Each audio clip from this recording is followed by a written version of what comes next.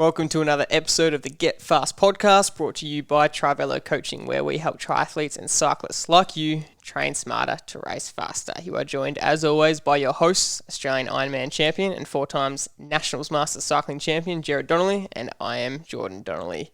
Before we get into the episode, if you want to get our Expert Secrets cheat sheet, that is a cheat sheet of the very best tips and advice the experts on our podcast have said to help you train smarter and race faster, just go to getfastpodcast.com. That's getfastpodcast.com. So in today's episode, we had current professional triathlete, giant-sponsored triathlete, Tim Van Berkel. Tim has been a professional triathlete for the last 15 years. He's 36 years of age. He started his pro career at the end of 2006 after getting into triathlons. He was a AFL footballer, like you'll hear in the podcast episode, but he switched across to triathlon, and since then he's had a pretty decorated career. He's had some great wins across Ironman, half Ironman events and championships, and he gave a really good insight into what his career has been like, the mindset, the trials, tribulations, and it was a really good insight into his perspective on his triathlon career and the triathlon world. What did you find the best part about the episode, Dad? Yeah, look, we've interviewed quite a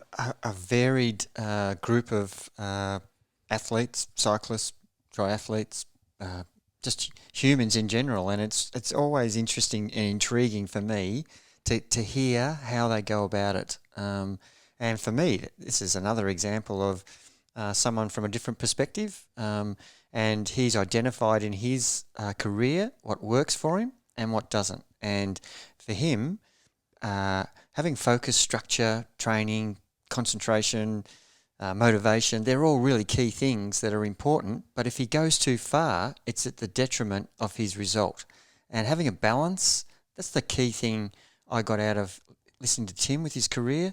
The minute he put too much pressure on himself, the outcome was poor.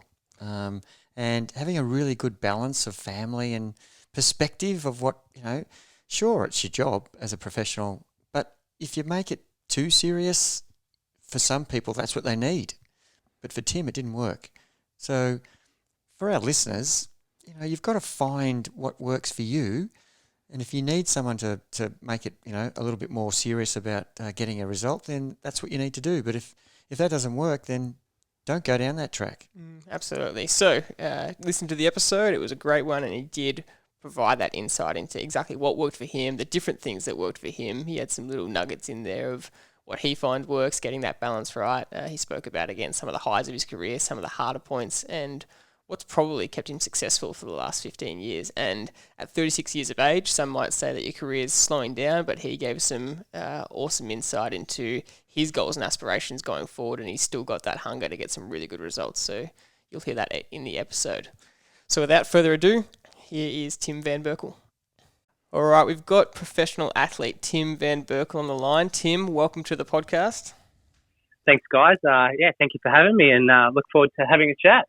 No worries. So to start off with, before we get into your professional career as a triathlete, we wanted to ask you, what were you like as a kid growing up? What got you into sport? And, what did you enjoy as a kid? Actually, growing up, I grew up in a town called Albury-Wodonga, and it was very, very big on football. So I played a lot of Aussie rules football, and I wanted to be an AFL player, and my footy team at the time, we did a triathlon in the summer to keep fit for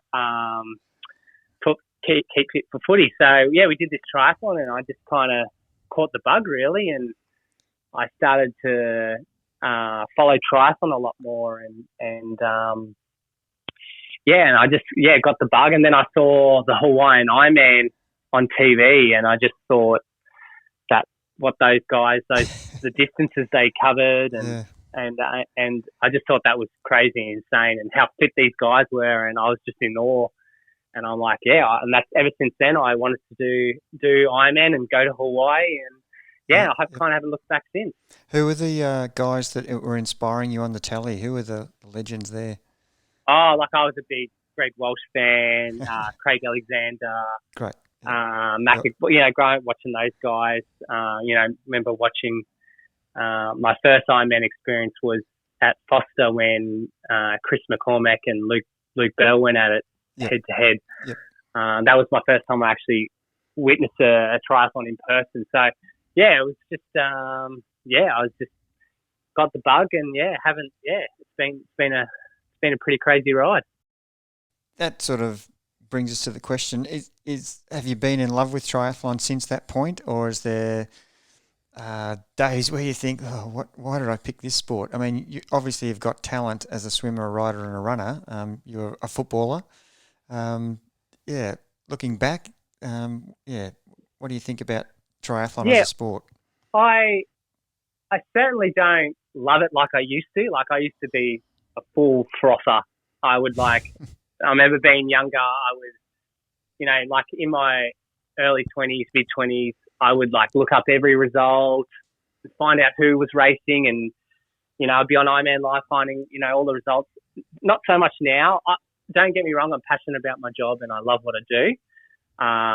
Just things have kind of changed for me now. I've got a family, I've kind of got other interests, but I treat it more as my job now than my I absolutely love it and involve my whole life around it. I certainly don't do that anymore. But yeah, I still enjoy the process. I still enjoy racing. I enjoy building up to a racing, and I just enjoy the process of it, really. The training and pushing my body to see, to get the max out of it, and and just trying new things all the time, and traveling the world and all that stuff, and the people I've met along the way, the relationships that I've built along the way has just been awesome. So I definitely love that side of the part, but I'm not a frother as I would look up results of every race now.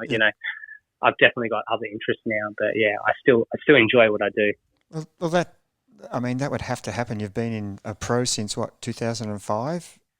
2006. End of 2006, I turned pro. I did the age group world championships in Honolulu, Hawaii, and then 2 weeks later was the Ironman World Championships in Kona. So we went over, all us boys went over and watched it, and it was just fantastic. It was so unreal, and it was I learned a lot just watching it that day, and that's what really got the fire in the belly to go race in Hawaii. Well, it didn't take you long before you had your first victory in 2008, I think, at Ironman WA. Yeah, that's correct. I won Ironman West Australia as I was 24 years of age, and was my third Ironman. It was. I'm actually in my pain cave now. I'm looking at the photo, and I can remember it like yesterday. And it was such a awesome experience, and one I'll treasure for the rest of my life. So, Tim, would that be a highlight of your career? I'd really like to hear what are the biggest highlights that you can look back. It's definitely up there. I've only had 4 Ironman wins, and they're all pretty special, but probably my biggest win to date and to my name is probably Ironman Cairns, which was the Asia Pacific champ. Yes.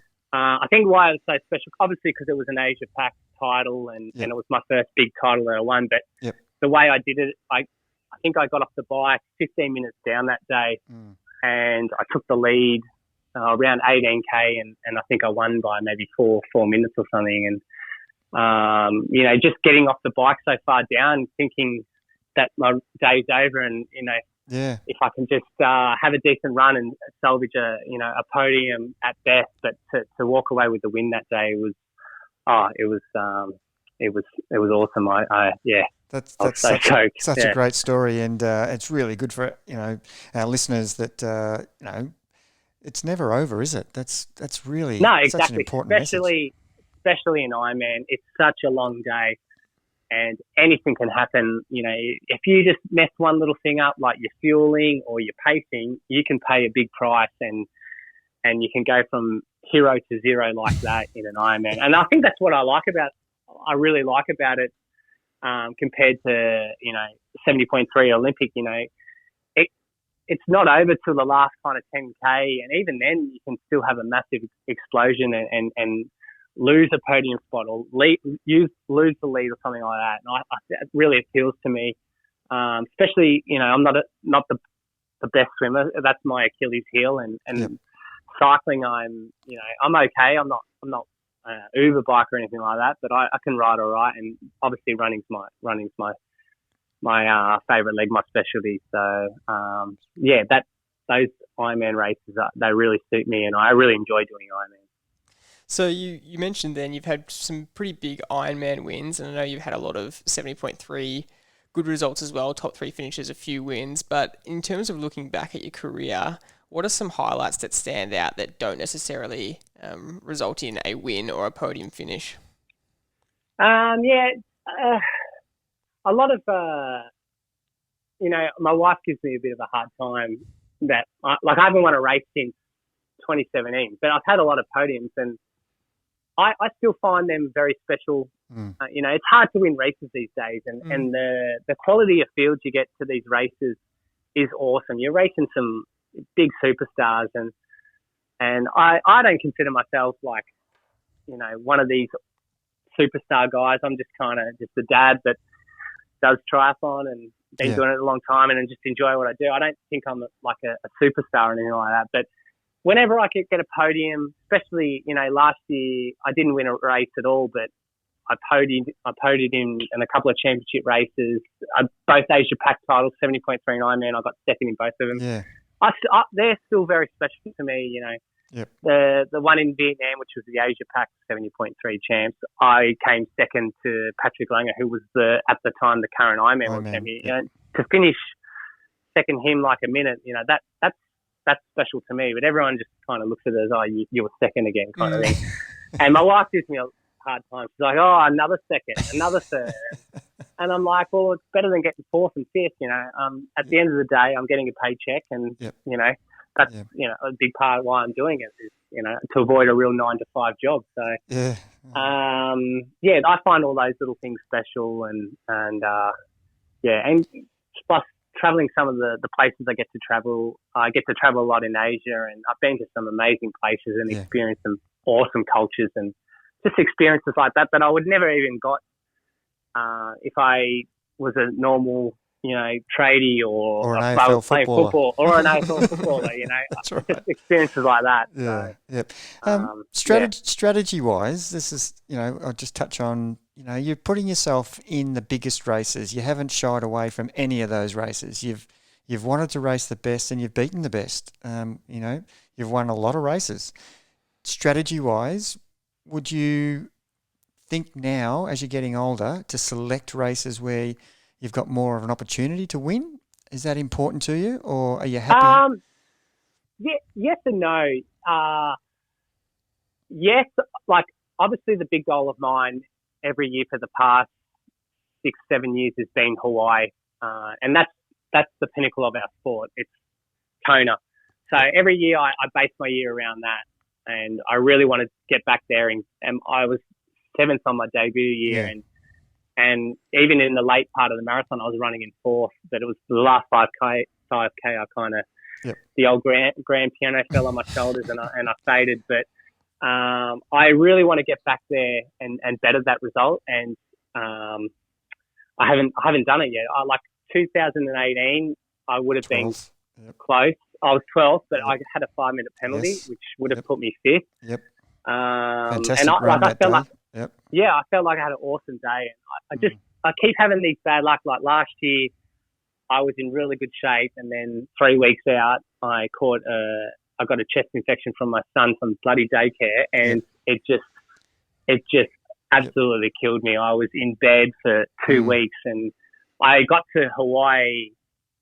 I just came good the day I got to the island, and even race week, I just didn't feel like I was in world championship form. But still anyway, I did the race. Yep. Yeah, 16th. I did the race, got through it, but I just feel like I just keep having this bad luck. But I really want to get back there and try to better that, try to get back in the top 10. So obviously that's the big race that motivates me. But now as I get older and I've got a family, and I'm not traveling as much as I used to. So I used to try to plan my season and pick off these big races like South Africa, which is the African Championship. Always get to Gunfield, I always want to go race the world's best.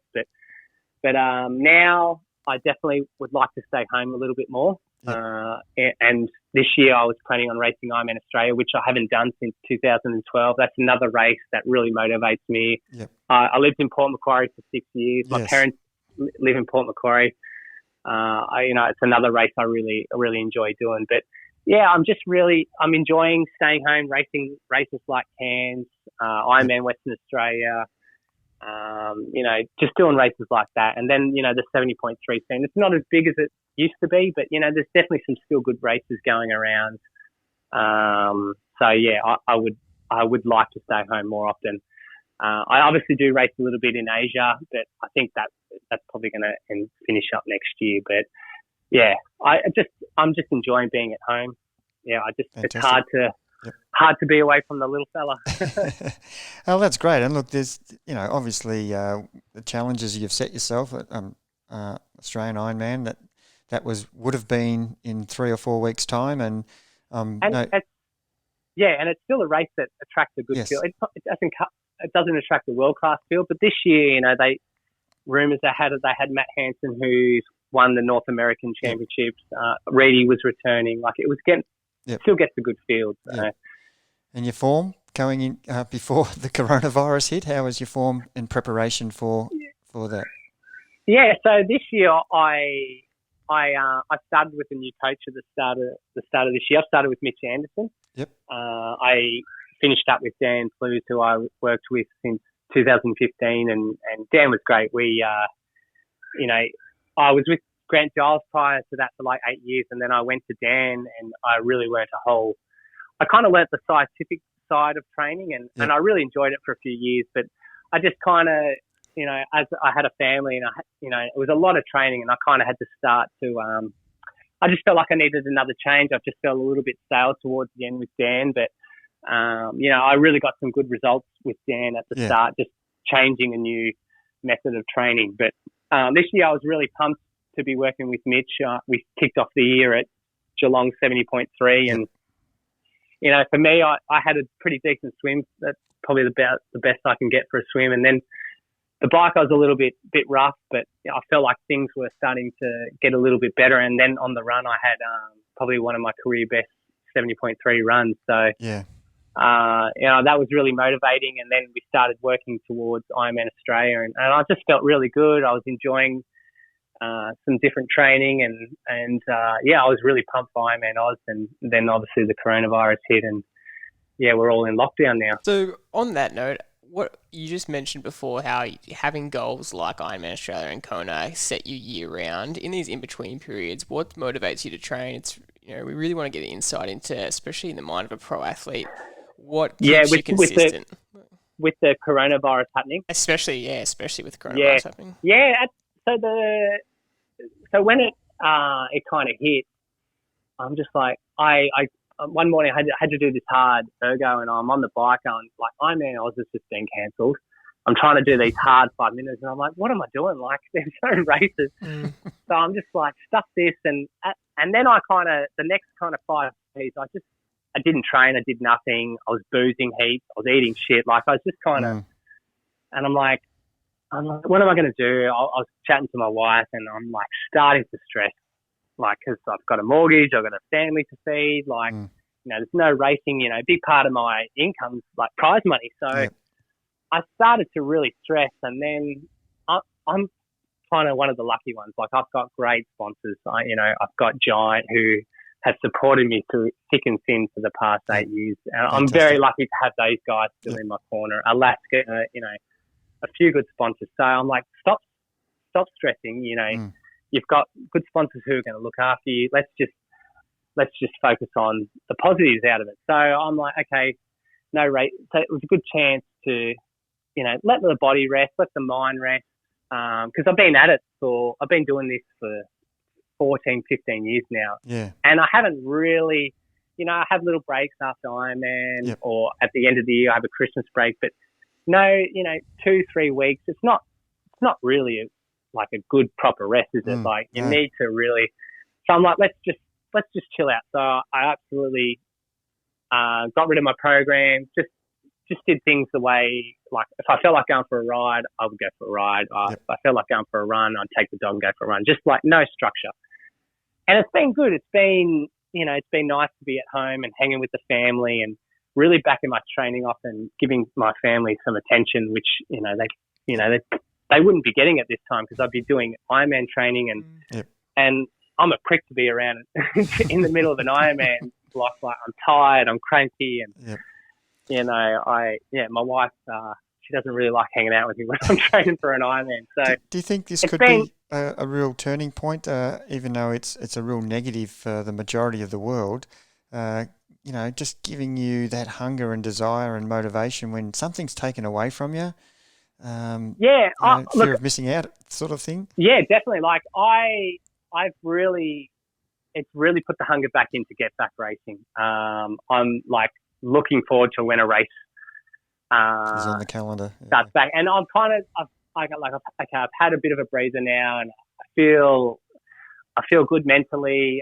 The body feels good, and now I'm thinking, okay, now's a good chance to work on some of my weaknesses. Like let's focus on the swim. Let's focus on some bike stuff, and really put the run on the back burner. So I'm kind of, I'm back in the gym. Like I'm, those little niggles that I have with my hip, my glute, I'm really working on exercising, on strengthening that. So, this is a good time to work on those weaknesses. There's no racing. Let's just, if you're a good swimmer or you're good, let's put that on the back burner and let's focus on your weaknesses. And so that's what I've been doing. I'm back in the gym 2 or 3 times a week.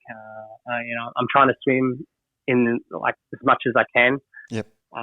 And I'm going to start probably next week. I'm going to focusing on the bike stuff and try to build some strength and for when the season does kick off. We've been given a date now with Ironman Oz, which will be September. It looks like racing's all going to kick off September. So wow, I'm just thinking of that date, and I'm going to work on some weaknesses over the winter months, and I'm really motivated again, and I think this break will be really good, and I think it's going to be good. So on that, some of the things you just said, then you've got identified your weaknesses, and do you look at the guys like Frodeno and what they're doing off the bike and all of the stuff that makes the guy win a race and win comfortably? Is that something that inspires you to, so the question would be, what reaction does a poor result, do to you? Does it make you more determined when you see guys performing, at the top of their game? Does that inspire you, or does that, put you in a depressed state? No, definitely inspires me. Like guys like Jan, I don't even consider myself in the same league as those guys. They're just next level. Like he does everything to perfection. Like he's just, I'm just like amazed that he can like live like that. Like he, he's just so focused. Yeah. Like I can be focused, but I'm focused for a good 4 to 6 weeks before a big race. But after that, I need to let my hair down. I need to have some fun. I like having beers with mates. I like, doing other things. Like those guys, like Lionel's another one. He's just, he's out smashing Strava comms up Mount Lemmon in Arizona. Like just things like, just next level. Like I can really hone it in for 5 or 6 weeks before a big race where I can, sleep properly, diet properly, everything's just triathlon. But I can't live all year round. I reckon I'd be burnt out, and then for me that's not a healthy way to live. Like, and plus I'd probably end up in divorce. But you're not far off them, especially if you want to go for another top 10 finish at Kona. I mean, you're just there. What do you think you want to focus on or change to get back there? I think for me in Hawaii, what's let me down the last couple of years is probably the bike. The swim a little bit. Like I've had some good swims there where I've positioned myself well, but you lose a little bit of time, or you're at the back of that front pack, which I have been the last couple of years, or not last year, but the years before that. But it's a positioning game, and then you're really burning a lot of candles in the first 40, 50 K to try to move up in the group and position you well. Because, you got 20, 30 plus guys coming out together, and you've obviously got to be 12 meters apart, and you don't want to, going out towards Harvey, you don't want to be at the back because that's when it all starts splitting. But you want to kind of be towards the front. But that the previous years I've really burnt some biscuits. Moving right in the right position, and even up Harvey. Like I find the Harvey climb really tough. I felt like last year I rode it pretty steady and within my power. But some years I've seen some numbers. Yep. I've had some of my 20-minute best power going up Harvey, which is not ideal in an Ironman. But that's the race. That's the race going up the road. You've got to go with it. If you want to be in the mix, you've got to go with it. But I think, and it's just getting quicker and quicker there every year. The first year I rode there, I got off pretty much in the main group. Obviously Kinlay was up the road, but the time we rode that year and what they're riding now, it's 20 minutes. It's 20 minutes faster now. Like it's just, I think with these Uber bikers coming across, like Cameron Worth and all these guys, I think everyone's just stepped up their cycling and everyone's just riding amazing now. And Lionel Sanders is another one. Like there's just so many good bike riders there now, and you just can't go there relying on a good run. You got to be in good bike shape. So I think that's a big thing that I want to improve this year. I don't even know if Hawaii's going to happen this year. They're saying it is, but I don't. Probably can't see it happening with everything in the US. Can't see it. I can't see it. No. Well, yeah, look at US. Like they're struggling and I just can't see it happening. But yeah, I'm going to use this year I really want to focus on that. And that was a big part of me going with Mitch Anderson too, is he was such an axe on the bike in his career. And I really raced a lot with Mitch. He was kind of towards the end of his career when I was kind of starting, and I did a lot of races with Mitch, and I was always a big fan of Mitch, and I've always really, really liked Mitch, and part of the Giant family as well. So that was a big part of going with him this year, was to really try to improve my bike. Well, you're in great hands. He's part of the Trivelo family as the main man. That's right. That we send all our injured athletes to, and we don't have many injured athletes, but the ones that we do. But when it does, yeah. So, it's great that you're so inspired by Kona, and you want to really improve there. And it is such a tough race, isn't it? Do you find that the temperature in where you're training is similar to the race that you're going to race in? And I know Hawaii at Kona is an exceptionally hot and humid place, and the lava fields, but how much do you place on training in the similar style that's going to happen in the actual race day?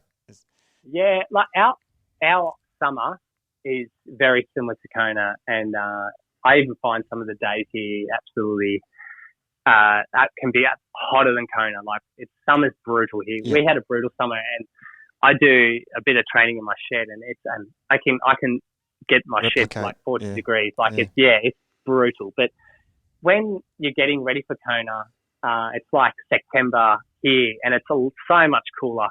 So it's kind of a little bit hard. I've always done a lot of sauna going into Kona. The year I did a lot of it, I got to Kona, I didn't even really feel the heat. I find it, but I've always been pretty good with racing in the heat. Anyway, like I'm a smaller guy. My sweat rate's not.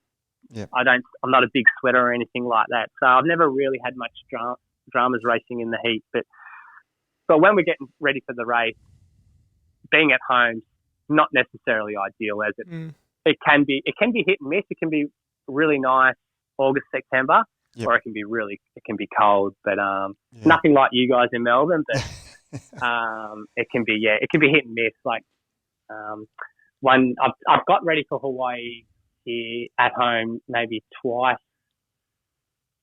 in my career, and the rest I've been overseas.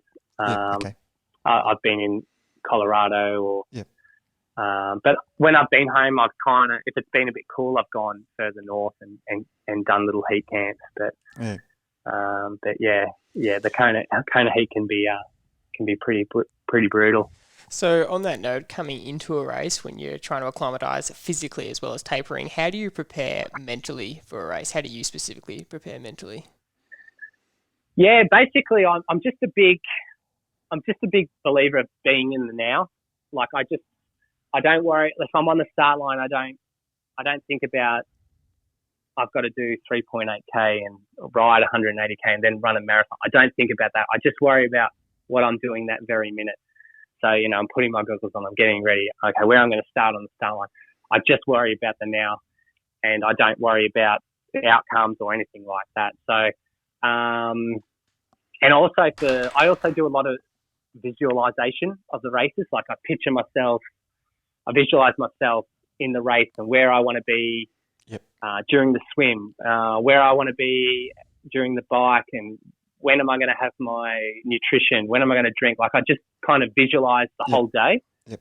And once I can kind of visualize and see it all, it kind of just helps during races, like race time when I know when, I've got to drink or eat or positioning and stuff like that, and what part of the course. Like just visualizing, I just find that really helps. And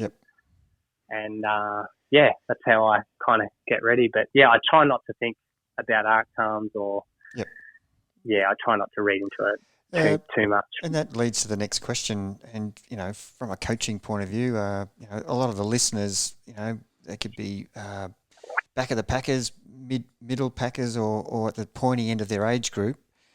Race plan. Have you got a really good idea on the bike and your run pace? As soon as you start riding, you mentioned before, you have to go with the race. And if you look down and you see you're doing your best 20-minute power, is it going through your mind that I've got a race, but this is going to end in tears if I keep this going? How do you work that out in your mind?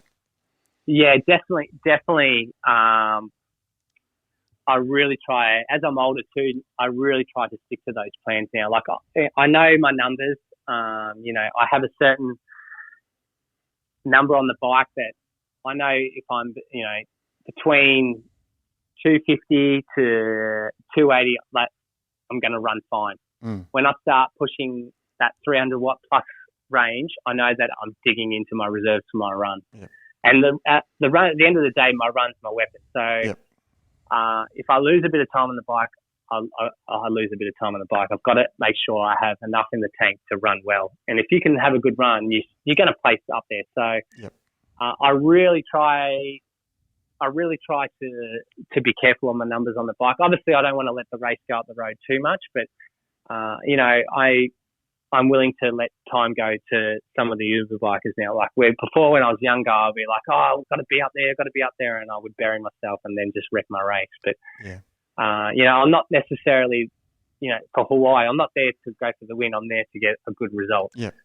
So I need to be smart. So so I definitely don't bury myself on the bike, and then I have a certain pace for the run that I know that I can, that I know that I'm running, that I'm still burning fat, and there's a certain number that it ticks over, then I start burning glycogen, and I don't want to be dipping into my glycogen stores, towards during the bike at all, and then towards the run as well. Like I want to be saving that for the back end of the marathon. That's great. So talk to us about, you've talked to us about some career highlights. Talk to us about maybe one of the hardest points of your career, and how did you get through it? Probably one of the hardest. Obviously, one of them would be obviously injury. I had a pretty bad injury really early on in my career. I was lucky I was still working, so it wasn't as bad. I was still had a part-time job at the time, so it wasn't as bad. I was living at home, but it's always, I don't know, you just put so much pressure on yourself to perform all the time, and it's just not possible to be at your physical peak shape all year round and hold that form. And us dumb Aussies we try to race every season. We try to race the Aussie season, then we go overseas and try to race the American season. So you can't be at your peak all year round. And you want to be, you want to be podium, you want to be winning races, but Yeah, as I've got older, I really try not to let races get to me and get me down and then dwell on it for ages and then affect my whole life. Once a bad race has happened, I tried, okay, it was a bad day, learn from it and then move on. I've gotten a lot better with that, dealing with bad races. But yeah, races like Hawaii, especially like last year, when you put your whole year into it and chasing all these races to qualify, like I didn't qualify my first race. Then I had to go do another race to qualify and I've got that. Like it's just a whole year process and you put your family through all this and being away from them and for it to all go wrong, but just getting sick, like just things like that. It's just really hard to deal with. But as I said, as I've gotten older, I just kind of put it down to an experience and try to move on. But I try not to beat myself up about it too much these days. Yeah, so that's a question I'd like to ask about that is putting pressure on yourself. Does that create a lot of nervous tension and anxiety pre-start, the day before, the week before? How do you go about coping, and what's your strategy on to keep yourself calm and as you said, try and race the race in the moment? Yeah, totally. That's another reason why I don't do it anymore, is because I remember Hawaii 2015, I just got seventh the year before. I was going in as someone to, keep an eye on, like not a favourite, but like a guy that would be up there. And we just launched the new Giant Trinity. So we had the Giant global team out there and I put a lot of pressure on, I put a lot of pressure on myself for that race, obviously because I did well the year before. Yep. I'm here with my biggest sponsor, Giant. We did a lot launching this bike. We did a lot into it and we're there launching it all week. It was a fun week, but I put a lot of my pressure on myself. And the night before the race, I was so shitting myself that I couldn't sleep. I was totally stressed myself out big time. Like, I think I slept 3 hours that night. And the next day, I'm just like, oh my God, what have I done? I've blown my chances. And I've never been so nervous or put so much pressure on myself before a race. And then after that, I vowed that I'll never do that to myself again. So yeah, great learning experience, isn't it?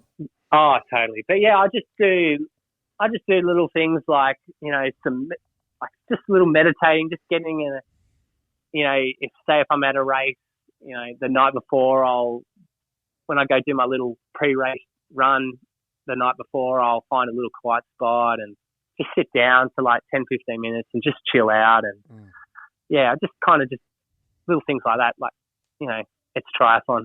The sun's going to come up tomorrow. Like, you still have a family that love you. Like, do you know what I mean? Like, it's not a big deal. Like, no one cares how you go except for yourself. So, I just try to think like that, and it seems to work. Spot on. And look, a lot of the listeners, they get nervous. Guys are trying to win their age group, oh, totally. And I still think getting nervous is a good thing. If you're getting nervous, it means, you love what you're doing. Yeah. You are, you're excited to race, you're excited to be there, and you're excited to get the best result as you could possibly get. So I still think that's good, but to the point where you can't sleep and you're having little panic attacks, like that's just not healthy for you. And I'm done with that shit. So I still get nervous, and that's a good thing. And look, a lot of the guys we coach are definitely, they have that idea that I'm standing on the beach, I've done all the training I can, there's nothing to be nervous about, I have a race plan, and if you've got all those things in your mind ticked off, it's certainly got to help with the execution. The preparation is going to be key. Totally. Yeah, totally agree. Well, that's a great insight, Tim. Really appreciate everything that you've said in terms of your whole career so far and what you've done. The last question that we always finish off with our guest is not necessarily triathlon related, but what is the biggest lesson you've learned in the last 12 months that you would like to pass on to others? Oh, the biggest lesson. Tough question. Yeah, basically it is what it is. Yeah, that's pretty much it. Yeah. it is what it is. So nice and easy. No, that's good. I like that. Nice and easy. Yeah. Thanks. Yeah. No, awesome. Really appreciate it, Tim. Your insight is invaluable. It always is, getting into the mindset of a pro athlete. So we really appreciate it from our point of view. Guys. Yeah, good luck. Once the races start up again, we can't wait to see both triathlon and cycling races start up. I'm sure everyone's hanging out for it, and we'll be looking out for you at Ironman Australia and Kona again to see how you can go. Yeah, we really wish you luck, mate. And you've got a good man in charge at the moment with Mitch, and I'm sure he'll get you on the straight and narrow and get that bike to where you want it.